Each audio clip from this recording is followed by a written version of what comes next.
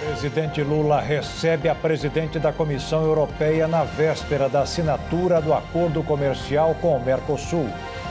Ministro do STF, Dias Toffoli, prorroga por mais 2 meses as investigações sobre as fraudes no Banco Master. Ex-primeira-dama Michele Bolsonaro agradece à Polícia Federal pelos cuidados com o marido no complexo da Papuda. O número aumenta e o Brasil tem hoje 365 mil pessoas morando nas ruas de várias cidades. Golpistas prometem um falso desconto no pagamento do IPVA a contribuintes de pelo menos 5 estados do país. Presidente da Rússia, Vladimir Putin, prometeu ao governo do Irã ajudar na luta contra os protestos no país. Situação piora nos reservatórios e falta de água em São Paulo ameaça os moradores de racionamento. E uma injeção que está sendo desenvolvida nos Estados Unidos deverá regenerar a cartilagem do joelho e prevenir a artrite. Agora no Jornal das 22.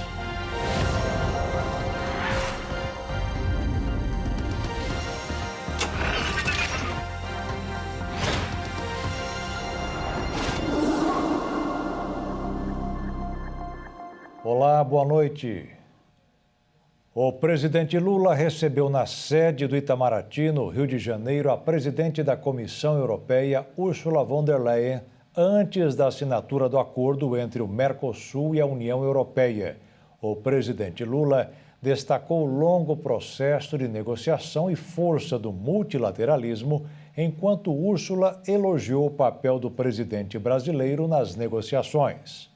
O comércio entre Brasil e União Europeia movimentou mais de 100 bilhões de dólares no ano passado, equivalente a cerca de 538 bilhões de reais. Os dados constam no painel de oportunidades Mercosul-União Europeia, plataforma do Ministério do Desenvolvimento. Segundo o governo, em 2025, o Brasil exportou quase 50 bilhões de dólares e importou pouco mais de 50 bilhões, fechando o ano com saldo levemente negativo na relação comercial com os europeus. Óleos brutos de petróleo, café não torrado e farelo de soja foram os principais produtos brasileiros vendidos ao bloco. 73% das exportações ficaram concentradas em 5 países: Holanda, Espanha, Alemanha, Itália e Bélgica. Os estados que mais venderam para o mercado europeu foram Rio de Janeiro, São Paulo e Minas Gerais. A divulgação dos números ocorre às vésperas da assinatura do acordo comercial entre Mercosul e União Europeia. O anúncio oficial será feito no sábado em Assunção, no Paraguai. Mas o governo brasileiro quer garantir um ato político em seu próprio território, destacando o papel de liderança do país nas negociações. Para o Ministério do Desenvolvimento,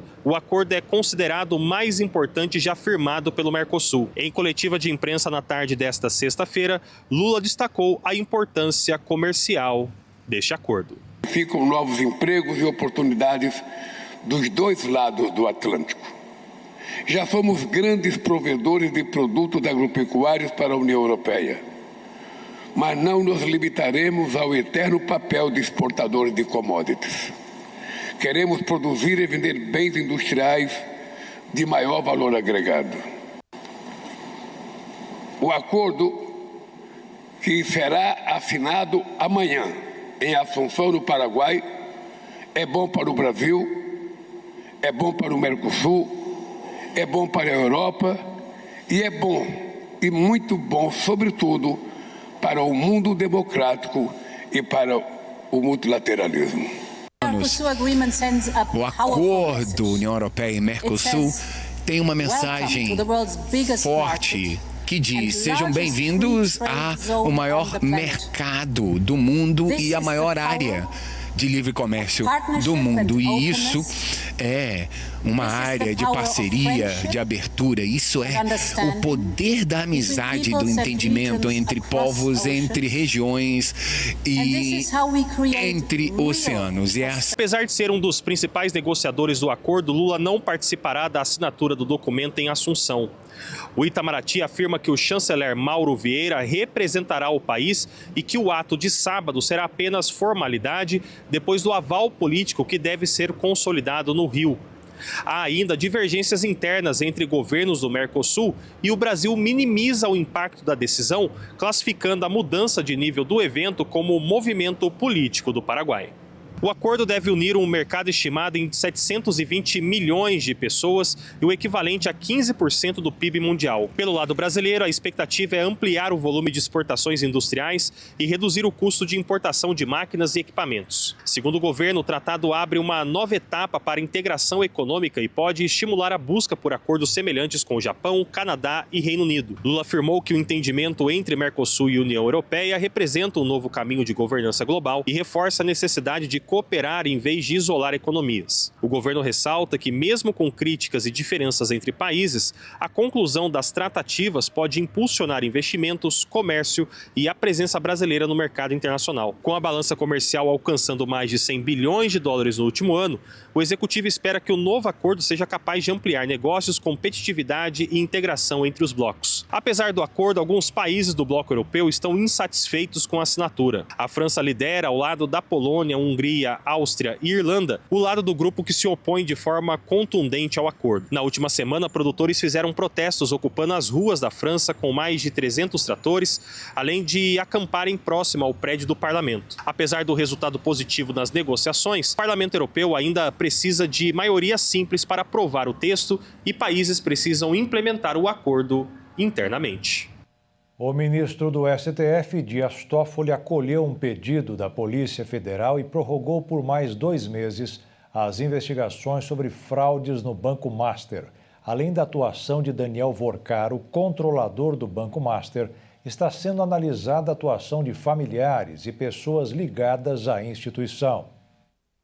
Em mais um capítulo do caso envolvendo o Banco Master, o ministro do Supremo Tribunal Federal, Dias Toffoli, aceitou o pedido da Polícia Federal de adiar por mais 60 dias as investigações sobre as suspeitas de irregularidades na operação de venda do Banco Master pelo Banco de Brasília. No despacho, o ministro afirmou que os argumentos apresentados pela corporação justificam a prorrogação. Antes de decidir o adiamento das investigações, o ministro também decidiu reduzir de 6 para 2 dias o prazo para a Polícia Federal ouvir os depoimentos dos investigados, além de determinar a apresentação de um novo cronograma de oitivas. A justificativa da mudança veio após a corporação informar limitações de pessoal e de salas disponíveis no STF para a realização dessas oitivas. No calendário anterior, os depoimentos estavam marcados para acontecer entre os dias 23 e 28 desse mês. Agora, o ministro espera da Polícia Federal uma nova sugestão de datas, com no máximo 2 dias para os depoimentos. Dias Toffoli e a Polícia Federal viveram alguns atritos e discordâncias. Durante a semana, o ministro indicou 4 peritos da PF para analisarem as provas apreendidas durante a segunda fase da Operação Compliance Zero. Com os 4 peritos nomeados, o despacho deixou claro que eles terão livre acesso a todo o material apreendido e contarão com o apoio direto da PGR na execução dos trabalhos. Antes de decidir pelos 4 peritos, Toffoli tinha decidido que apenas a PGR ficaria responsável pela análise e que os equipamentos apreendidos ficassem sob custódia do STF. Ou seja, os peritos da Polícia Federal não poderiam extrair os dados dos eletrônicos antes do envio ao STF. Essa história dos equipamentos eletrônicos apreendidos vem causando um grande temor em Brasília. Isso porque a Polícia Federal é o único órgão capaz de acessar o conteúdo de um aparelho, mesmo sem a senha e com o celular desligado. A justificativa dessa apreensão se justifica porque os donos desses telefones em posse da Justiça são Daniel Vorcaro, dono do Banco Master, e seu cunhado, Nelson Tanuri, ambos com grande participação no mundo político. Essa decisão do ministro não caiu bem na Polícia Federal. O movimento foi visto pela alta cúpula da polícia como um recado de não querer a participação institucional dos federais. E após o INSS identificar várias irregularidades nos contratos firmados pelo Banco Master, o presidente da instituição, Gilberto Waller Júnior, afirmou que os aposentados e pensionistas que contrataram empréstimos consignados com a instituição financeira poderão ter os valores devolvidos, caso a instituição não consiga comprovar a idoneidade dos contratos. A organização não governamental Transparência Internacional Brasil, afirmou hoje que a Procuradoria-Geral da República deveria protocolar um pedido para que o ministro Dias Toffoli seja declarado impedido de relatar e julgar o caso do Banco Master. Segundo uma reportagem do jornal O Estado de São Paulo, os irmãos de Toffoli fecharam negócio com o cunhado do banqueiro Daniel Vorcaro. Para a Transparência Internacional, o próprio ministro deveria se declarar impedido de conduzir o caso. A irmã do prefeito de São Paulo, Ricardo Nunes, foi liberada hoje pela Justiça depois de passar por uma audiência de custódia. Ela não escapou do sistema de vigilância da cidade instalado pelo irmão. Janaína Reis Miron, irmã do prefeito de São Paulo, Ricardo Nunes, foi presa na tarde de ontem na zona sul de São Paulo e liberada hoje pela Justiça. A prisão dela aconteceu após ela ser identificada pelo sistema Smart Sampa. Esse sistema de monitoramento possui câmeras com inteligência artificial usadas para identificar foragidos da Justiça. E quando essa identificação acontece, a polícia recebe um alerta.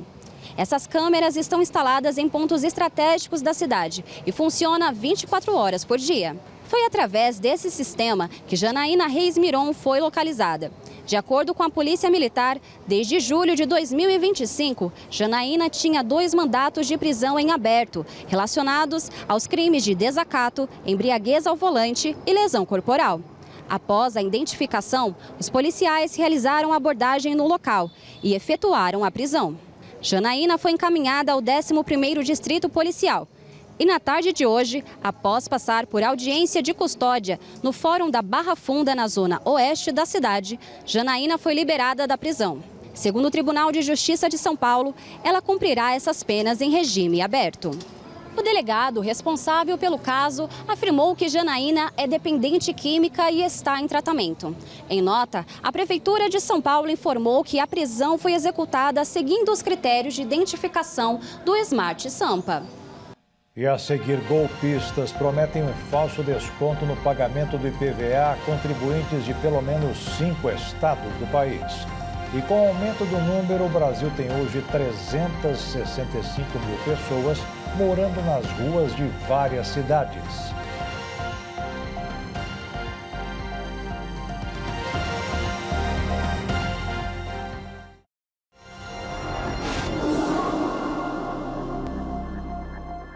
O Brasil tem hoje 365 mil pessoas morando nas ruas de várias cidades.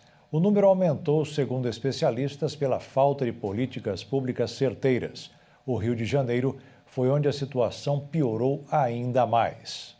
O número de pessoas em situação de rua disparou em todas as capitais brasileiras em pouco mais de uma década. Em São Paulo, que concentra a maior fatia dessa população, o contingente cresceu 26 vezes entre 2012 e 2025. A cidade do Rio de Janeiro, que é a segunda colocada, o aumento foi ainda mais expressivo, multiplicando por 187 a quantidade de cidadãos vivendo ao relento pelas vias cariocas. O levantamento mais recente, com números relativos a dezembro do ano passado, indica que, em todo o Brasil, houve um salto de 11% no tamanho da população em situação de rua na comparação com 2024. A variação percentual representa cerca de 38 mil pessoas a mais nessa condição em apenas 12 meses, passando de 227 para 365 mil. A região com maior concentração é o Sudeste, com mais de 222 mil pessoas nas ruas, o equivalente a 61% do total. Em seguida, aparecem o Nordeste e o Sul. Já o Centro-Oeste e o Norte respondem por cerca de 6% cada. O principal fator para o crescimento, na avaliação de especialistas, é a falta de políticas públicas estruturantes voltadas à garantia de moradia, trabalho e educação. O coordenador do Observatório, André Freitas, afirma que, por historicamente não existirem medidas suficientes, o problema se arrasta há mais de um século e contribuiu para que a maioria das pessoas em situação de rua sejam negras. Outro motivo para o fenômeno é a precarização das condições de vida, agravada pela pandemia de Covid-19. Emergências climáticas, como a ocorrida no Rio Grande do Sul em 2024, e os deslocamentos de migrantes para o Brasil também contribuíram para o aumento dos índices. O impacto mais visível, segundo a pesquisa, é na distribuição de alimentos. Muitas vezes, as ações precisam ser encerradas sem que todos tenham sido atendidos. A produção e a venda de veículos cresceram em 2025, mas o grande destaque foi para as exportações de veículos, que aumentaram mais de 30%. Segundo a Anfávia, os veículos leves mantêm o país entre os maiores produtores do mundo. A produção brasileira de veículos comerciais leves, ônibus e caminhões registrou alta de 3,5% no ano passado, somando 2.640.000 unidades. Já as vendas totalizaram 2.690.000 unidades, o que representou aumento de 2,1% em relação ao ano anterior. Quanto às exportações, o crescimento foi de 32,1%, com quase 529.000 unidades comercializadas no período. A Associação Nacional dos Fabricantes de Veículos Automotores, Anfavea, informou que esse crescimento se deu principalmente por causa dos veículos leves, que mantém o país entre os maiores produtores do mundo. No mês de dezembro, os emplacamentos de veículos tiveram crescimento de 17,1% em relação a novembro e de 8,5% em relação ao mesmo mês de 2024, com quase 280.000 unidades comercializadas. O Banco Central divulgou hoje o indicador que é uma prévia do IPCA. Em novembro, o índice aumentou 0,7%, superando as expectativas do mercado.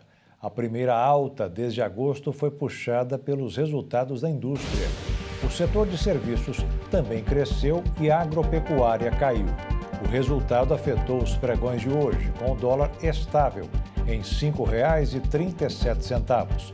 Já a Bolsa de Valores caiu 0,46%, aos 164.799 pontos.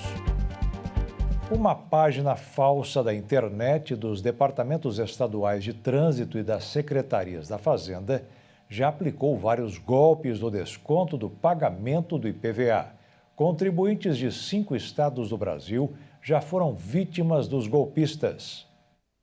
O golpe foi identificado pela Kaspersky, empresa especializada em segurança digital, que encontrou ao menos 13 sites falsos em funcionamento. As vítimas geralmente chegam a essas páginas por meio de links enviados por e-mail, SMS, anúncios em redes sociais ou até por anúncios pagos em buscadores, que colocam o site fraudulento entre as primeiras opções da pesquisa. Os sites utilizam endereços muito parecidos com os de órgãos públicos, como o Detran e secretarias da Fazenda, para criar uma falsa impressão de que o serviço é oficial. Ao acessar a página, o usuário é induzido a informar o Registro Nacional de Veículos Automotores, o ENAVAN. Na sequência, o site exibe dados reais do veículo, o que reforça a sensação de legitimidade e confiança. Na etapa final, o golpe oferece opções de pagamento do IPVA com descontos inexistentes, quase sempre com quitação exclusiva via Pix, por meio de QR Code. Depois da transferência, o dinheiro é direcionado a contas de terceiros em bancos digitais e rapidamente redistribuído, que dificulta o rastreamento e a recuperação dos valores. Os ataques já atingiram contribuintes do Rio de Janeiro, Minas Gerais, Rio Grande do Sul, Mato Grosso do Sul e Santa Catarina. Especialistas da Kaspersky alertam que, para evitar esse tipo de golpe, é importante desconfiar de descontos muito altos ou de cobranças com tom de urgência. O pagamento do IPVA deve ser feito somente pelos canais oficiais dos Detrans ou das secretarias da Fazenda. Se a pessoa perceber imediatamente que caiu em um golpe e fez um Pix para um destinatário errado, é possível acionar o mecanismo especial de devolução, avisando o banco. Os órgãos dos governos estaduais informaram que estão trabalhando para retirar essas páginas do ar e reforçam o alerta para que os contribuintes redobrem a atenção no pagamento do IPVA e da taxa de licenciamento. Uma operação entre as polícias civis da Bahia e do Rio de Janeiro prendeu, na capital fluminense, um homem apontado como um dos líderes do Comando Vermelho no sul da Bahia. Jean Carlos Soares atuava no comando do tráfico de drogas na cidade de Ilhéus, principalmente na região de Sambaituba. Ele foi localizado e preso em uma ação estratégica da polícia. O suspeito era investigado pela morte do policial Adir Pérez Fontes e tinha mandado de prisão pelo crime em aberto. As polícias dos dois estados consideram que a prisão de Jean Carlos foi um duro golpe contra a estrutura criminosa na Bahia. Jean Carlos Soares continua preso no Rio de Janeiro e aguarda a transferência para a Bahia, onde irá responder ao processo aberto contra ele. Uma delegada empossada recentemente foi presa hoje em São Paulo. Segundo a polícia, antes de tomar posse no cargo, ela era advogada e mantinha vínculo pessoal e profissional com integrantes da facção criminosa PCC. Presa nesta sexta-feira em sua casa na zona oeste de São Paulo, a delegada Laila Lima Aíbe é ex-policial militar do Espírito Santo e teria se infiltrado na Polícia Civil para atender os interesses do crime organizado. Ela foi empossada no dia 19 de dezembro em cerimônia no Palácio dos Bandeirantes. Segundo a investigação, a delegada Laila mantinha vínculo pessoal e profissional com integrantes da facção criminosa. Ela também é suspeita de ter exercido irregularmente a advocacia ao atuar em audiência de custódia na defesa de presos ligados ao PCC, apesar de já ocupar o cargo de delegada. O namorado da delegada, Jardel Neto Pereira da Cruz, conhecido como Dedéu, é apontado pelas autoridades da região norte do país como integrante do PCC e um dos chefes do tráfico de armas e de drogas em Roraima. O Ministério Público recebeu notícia dando conta aí de envolvimento dessa delegada que estava em exercício na academia de polícia, que ela teria envolvimento com o crime organizado no estado do Pará, teria se amaziado com um indivíduo faccionado que estava no gozo de livramento condicional, né? E de maneira irregular e ilícita teria vindo até São Paulo com ela, acompanhado. Ambos estavam residindo aqui no estado de São Paulo, para fins da academia de polícia. Ele é um indivíduo notoriamente faccionado, já havia sido condenado com decisão com trânsito em julgado por integrar o PCC pelo crime de tráfico de drogas. Era uma das lideranças do primeiro comando da capital na região norte do país, e essa advogada se envolveu com ele, o trouxe aqui para São Paulo, chegando a eu levar, inclusive, a posse dela no Palácio do Governo. As investigações dão conta de que, justamente, essa delegada, atuando como advogada, passou a atuar em favor das lideranças da facção do primeiro comando da capital no estado do Pará, e, nesse contexto, acabou sendo cooptada por um indivíduo específico, e ela, ao que se indica, estava trabalhando para os interesses da facção já como advogada. A pedido do Ministério Público, a Justiça decretou a prisão temporária do casal investigado pelos crimes de organização criminosa e lavagem de dinheiro. Além dos pedidos de prisão, foram cumpridos 7 mandados de busca e apreensão nas cidades de São Paulo e de Marabá, no estado do Pará. O Procurador-Geral da Justiça, Paulo Sérgio Costa, comentou o caso dizendo que o crime organizado tem se intensificado em carreiras públicas e nas estruturas do Estado, mas graças ao setor de inteligência de São Paulo, isso tem sido coibido. Essa situação foi toda rapidamente identificada, foi uma resposta dura, uma resposta rápida, uma resposta com ação integrada entre as polícias, Ministério Público de São Paulo, Ministério Público do Estado do Pará. Já se encontra a delegada presa, o faccionado preso. Então, a reação das forças de segurança do Estado de São Paulo e do Ministério Público foi extremamente rápida. Outra informação divulgada hoje sobre Laila Lima Aíbe foi que ela e seu companheiro Jardel Neto Pereira da Cruz, o Dedéu, compraram uma padaria na zona leste de São Paulo. O local servia para a lavagem de dinheiro do primeiro comando da capital. E veja a seguir, ex-primeira-dama Michele Bolsonaro agradece à Polícia Federal pelos cuidados com o marido no complexo da Papuda. E o presidente da Rússia, Vladimir Putin, prometeu ao governo do Irã ajudar na luta contra os protestos no país.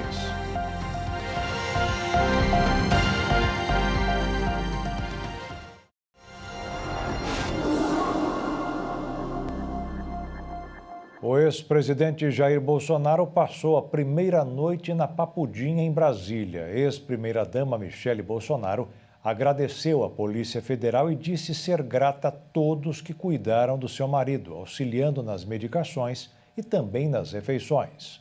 O ex-presidente Jair Bolsonaro vai cumprir a pena de 27 anos e 3 meses de prisão no 19º Batalhão da Polícia Militar do Distrito Federal, também conhecido como Papudinha. A decisão é do ministro Alexandre de Moraes, do Supremo, e foi tomada após a condenação por tentativa de golpe de Estado nas eleições de 2022. O local ele integra o complexo penitenciário da Papuda, em Brasília, e reúne aí diferentes unidades prisionais. O batalhão ele tem estrutura diferenciada e, historicamente, é destinada a militares e também policiais presos.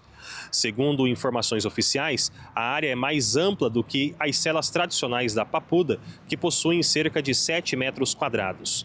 Nos alojamentos, detentos têm acesso à ventilação adequada, cama e itens básicos de higiene. A expectativa das autoridades é de rotina reforçada, também de acompanhamento, além de monitoramento, devido à repercussão do caso. A decisão do ministro Alexandre de Moraes autoriza o atendimento médico integral 24 horas por dia por profissionais previamente cadastrados. Se houver necessidade de deslocamento para hospitais, a medida ela deve ser comunicada ao Supremo em até 24 horas. Segundo Alexandre de Moraes, a transferência ela se dá porque as condições elas seriam ainda mais favoráveis do que as da Sala de Estado-Maior na Superintendência da Polícia Federal, além também de permitir o aumento do tempo de visitas aos familiares com a realização livre de banho de sol e também exercícios a qualquer horário do dia, incluindo instalação de aparelhos para fisioterapia como bicicleta e esteira. Bolsonaro também poderá receber alimentação especial entregue diretamente por uma pessoa indicada pela defesa. O setor já abrigou autoridades públicas e também integrantes da cúpula da segurança investigados pelos atos de 8 de janeiro. Entre eles, ex-comandantes da Polícia Militar e o ex-ministro Anderson Torres. Bolsonaro, ele é capitão da reserva do Exército e já se enquadra na categoria para a qual as instalações foram originalmente destinadas. O ex-presidente, ele permanece sob custódia e à disposição da Justiça. A situação ela vai ser acompanhada aí por órgãos federais e distritais responsáveis pela segurança e também pela execução das penas aqui no Distrito Federal. Uma nova pesquisa mostra que mais da metade da população brasileira enxerga negativamente o ex-presidente Jair Bolsonaro. O maior índice de rejeição do ex-presidente se concentra no Nordeste. Além de Bolsonaro, os presidentes da Câmara e do Senado são pessoas desconhecidas por mais da metade da população. A Genial Quest fez um novo levantamento onde a população brasileira avaliava negativamente e positivamente a imagem de figuras políticas e se conheciam elas ou não. O ex-presidente condenado por tentativa de golpe Jair Bolsonaro é visto de maneira negativa pela maioria dos eleitores. De acordo com o novo levantamento, mais da metade dos brasileiros que conhecem o ex-presidente tem uma imagem negativa dele, enquanto 41% avaliam Bolsonaro positivamente. 6% afirmaram desconhecê-lo. O desempenho do ex-presidente é pior na região Nordeste, onde quase 70% dos eleitores não gostam dele. Por outro lado, a região Sul avaliou melhor o ex-presidente com 58%. Bolsonaro não foi o único avaliado pela Quest. Outras 9 personalidades também estão no ranking. A ex-primeira-dama e esposa de Jair Bolsonaro, Michele, teve uma avaliação regular. 39% gostam dela e 38% não gostam. Amigo e aliado do ex-presidente, o pastor Silas Malafaia não é bem quisto pelos brasileiros. 46% avaliaram ele negativamente, enquanto apenas 17% afirmaram que Malafaia passa uma imagem positiva. Os aliados do presidente Lula, Geraldo Alckmin e Fernando Haddad, estão presentes na lista. O vice-presidente foi regular, com 37% sendo visto positivamente e negativamente. Já Fernando Haddad é mais visto negativamente do que positivamente. O levantamento também incluiu o Congresso Nacional. O presidente da Câmara, Hugo Mota, e o presidente do Senado, Davi Alcolumbre, são disparadamente desconhecidos pela população. Tanto o senador Davi Alcolumbre como o deputado Hugo Mota tentam a reeleição. O presidente Lula não foi incluído nesse recorte do levantamento da Quest, nem o candidato à presidência Flávio Bolsonaro. A Genial Quest entrevistou 2.004 pessoas entre os dias 8 e 11 de janeiro. Margem de erro é de 2 pontos percentuais para mais ou para menos e o nível de confiança é de 95%. O estudante Wellington Ribeiro Neto, que mora no Recife, ficou surpreso na última madrugada quando consultou a sua nota no Enem. Depois de participar 4 vezes do teste, ele tirou nota 1000 na redação. Nesta sexta-feira, ele e mais 1.300.000 pessoas puderam conferir como foram no último exame. As notas dos participantes do Exame Nacional do Ensino Médio foram divulgadas na madrugada desta sexta-feira. No entanto, é preciso lembrar que, mesmo sabendo qual o número de acertos na prova, não é possível saber a nota final. Isso acontece porque o Enem utiliza uma metodologia chamada Teoria de Respostas ao Item, um modelo matemático criado para entender a relação entre 3 coisas: a chance do estudante acertar uma questão, o nível de conhecimento dele naquela área e as características de cada pergunta da prova. Em outras palavras, a nota não depende apenas da quantidade de acertos e erros. A TRI leva em conta o peso de cada questão. Por isso, 2 candidatos que acertarem o mesmo número de perguntas podem acabar com notas diferentes, dependendo de quais questões cada um acertou ou errou. Esse cálculo considera 3 fatores principais, chamados de parâmetros de discriminação, dificuldade e acerto casual. Para conferir o resultado do Enem de 2025, basta acessar o site oficial do INEP, procurar por plataformas e clicar em Página do Participante do Enem. Ali é possível ter acesso à nota da redação e o gabarito de cada uma das 4 áreas de conhecimento avaliadas. Um alerta que pode parecer clichê, mas é real. Água na altura do umbigo é sinal de perigo. Muitos esquecem disso, tanto que o número de afogamentos do país tem chamado a atenção nesses primeiros dias do ano. Um alerta preocupante para quem quer aproveitar o verão. 16 pessoas morreram afogadas por dia no Brasil, segundo a Sobrasa, Sociedade Brasileira de Salvamento Aquático, e Santa Catarina lidera as estatísticas negativas de morte. O estado concentra 26% dos casos, o que significa que 1 em cada 4 registros no país acontece em águas catarinenses. Para tentar reverter esses números, a tecnologia é uma aliada. Câmeras de alta precisão estão sendo instaladas ao longo de 5 quilômetros da orla da praia de Barra Velha, no sul do estado, para monitorar banhistas em tempo real. O sistema usa inteligência artificial para detectar padrões de perigo e identificar rostos e corpos. Assim, os bombeiros recebem alertas imediatos e objetivam a agir preventivamente, garantindo que o socorro chegue antes mesmo do acidente acontecer. Mesmo assim, as pessoas devem ficar atentas antes de entrar ao mar ou até mesmo em água doce. Os dados do Boletim Brasil de Afogamentos colocam ainda o Espírito Santo com 19% e a Bahia com 17% como um dos estados com maiores números de mortes.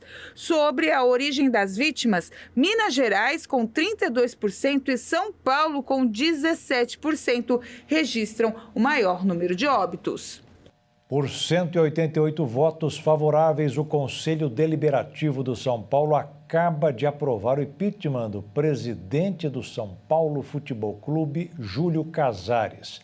Os conselheiros eles votaram a favor da saída dele.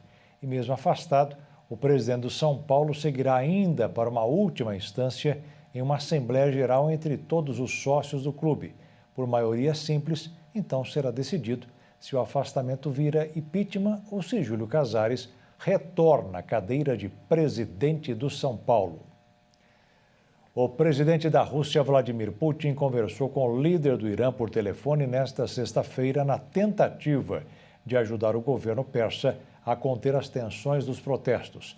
As manifestações têm se espalhado por todo o território iraniano desde o ano passado.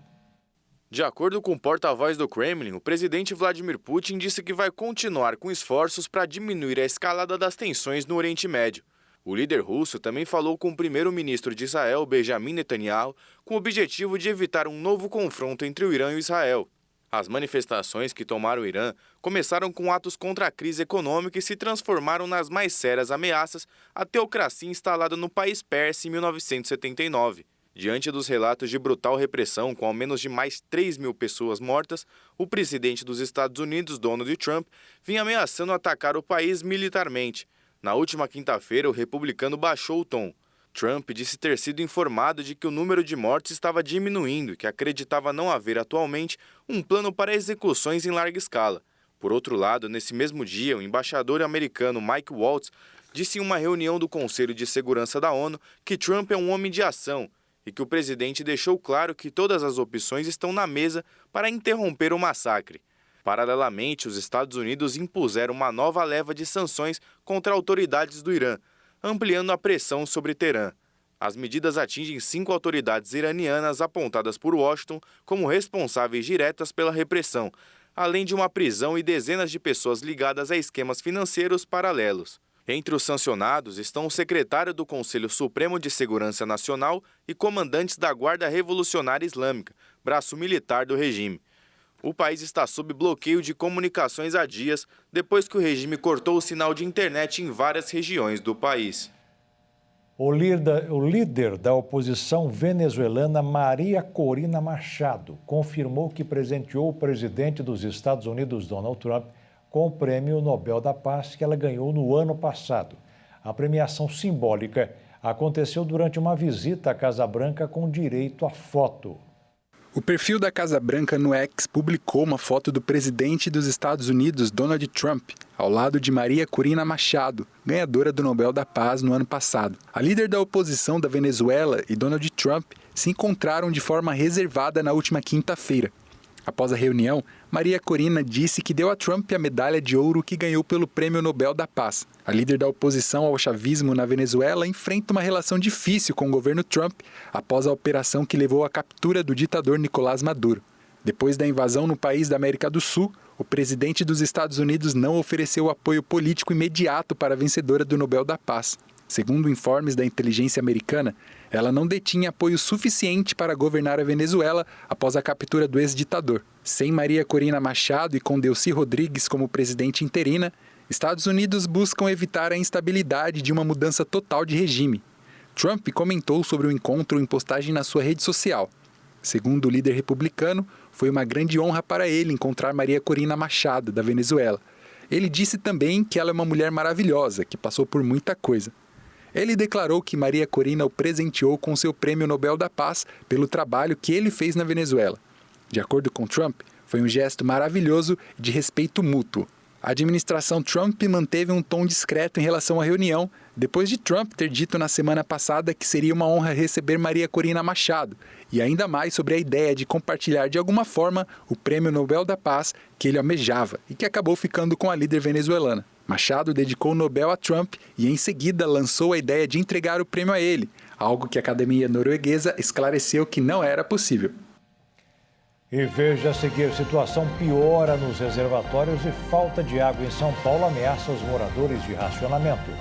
É uma injeção que está sendo desenvolvida nos Estados Unidos. Deverá regenerar a cartilagem do joelho e prevenir a artrite.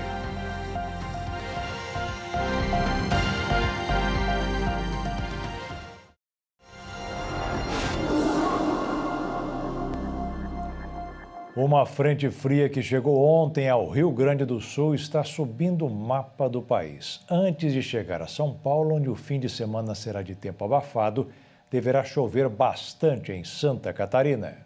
Da instabilidade, as temperaturas seguem elevadas, superando os 30 graus em todas as regiões do estado e podem ultrapassar os 35 no extremo oeste, no Vale do Itajaí e no litoral. A frente fria está associada à formação de um ciclone no oceano no extremo sul da América do Sul. Apesar disso, o ciclone não deve provocar impactos diretos a Santa Catarina, contribuindo apenas para o aumento da instabilidade.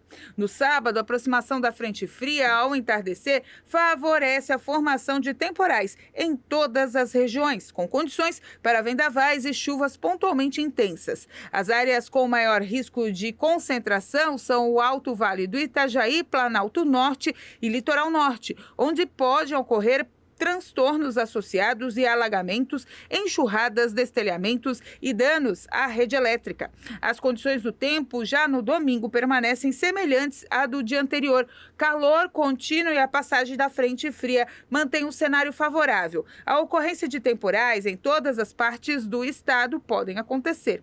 O tempo tende a ficar mais firme e com temperaturas mais baixas a partir da madrugada de segunda-feira, após a passagem do sistema no litoral. O vento sul sopra com intensidade moderada e forte, com velocidade média entre 25 e 35 km por hora e rajadas que podem alcançar até 70 km por hora nas áreas costeiras. Apesar da diminuição do calor no início da próxima semana, a tendência é de elevação gradual das temperaturas ao longo dos dias seguintes. A Secretaria de Estado de Proteção e Defesa Civil de Santa Catarina reforça a importância de acompanhar as atualizações dos avisos e alertas meteorológicos nos canais oficiais. São Paulo está vivendo uma seca histórica neste início de 2026. No reservatório do Cantareira, o principal do estado, os níveis de água estão abaixo de 20% e novas medidas de racionamento poderão atingir os cidadãos nos próximos dias. 8 milhões de paulistas recebem água através do reservatório do Cantareira, considerado o principal do estado. E justamente este ponto é o que está enfrentando a maior seca dos últimos tempos. Apesar dos fortes temporais das últimas semanas, essas chuvas não foram suficientes para resolver o problema da seca que vem desde o ano passado. Isso porque 2025 foi o ano que menos choveu em um período de 10 anos. E agora, essa falta de água compromete todo 2026. Como resultado do baixo número de chuvas, Cantareira registra hoje apenas 19% de volume de água. O volume considerado normal é 60%. De acordo com a Sabesp, como os níveis estão tão baixos, ainda que chova o esperado até março, o nível chegaria apenas a 40%, muito abaixo do necessário para suportar os meses considerados de seca, que vai entre abril a setembro. Com os níveis baixos de água nos reservatórios, milhões de paulistas já estão se preparando para os próximos meses de seca. Mas um grupo bem específico já tem sido impactado com essa baixa. São os comerciantes. A partir das 7 horas da noite já começa a faltar água. A gente pede para os funcionários utilizarem menos águas e a gente tem, como eu falei para você, tem mais 3 caixas de água para a gente utilizar à noite. A gente já foi prejudicado, a gente teve que fechar 11 da noite porque faltou água. Aí a gente fecha meia-noite, a gente teve que fechar 1 hora antes e a gente ficou com prejuízo, no caso, né? Apesar da seca estar sendo severa, a Sabesp informa que a situação ainda pode ser pior. Por isso, novas medidas de racionamento podem ser tomadas já nos próximos dias. Durante todo o ano de 2026, a pressão da água deverá ser diminuída e o bloqueio da água deve permanecer durante muitas outras noites. Assim como foi em 2014, em um período onde São Paulo também sofreu com a falta de chuvas, multas podem ser dadas às famílias que desperdiçarem água neste período. No período de férias, muitas famílias aproveitam para viajar e é nessa época que muita água entra nos ouvidos nas praias ou piscinas, aumentando os casos de inflamações ou infecções, as otites. Vendo assim no protótipo parece simples, mas o ouvido é um órgão bastante complexo e se tem algo que não faz parte dele, como a água, por exemplo, aí a situação complica. A cera tem algumas propriedades que são benéficas. Cera não é uma sujeira, tá? Então ela tem um pH ácido que protege o crescimento de fungos e bactérias dentro do ouvido. Porém, o excesso de água dentro do ouvido, ele pode, em algumas pessoas que produzem muita cera, pode estufar essa cera e causar uma inflamação na pele do canal. Então, o canal pode ficar dolorido ao toque, uma audição abafada, algumas pessoas podem ter zumbido e dor ao tocar aqui fora. É a chamada otite de verão, principalmente no período de férias. O médico explica que é importante que a água seja removida o mais rápido possível. Tentar secar o ouvido assim que saiu da piscina ou saiu do mar ou do rio, secar. Como pode ser secado?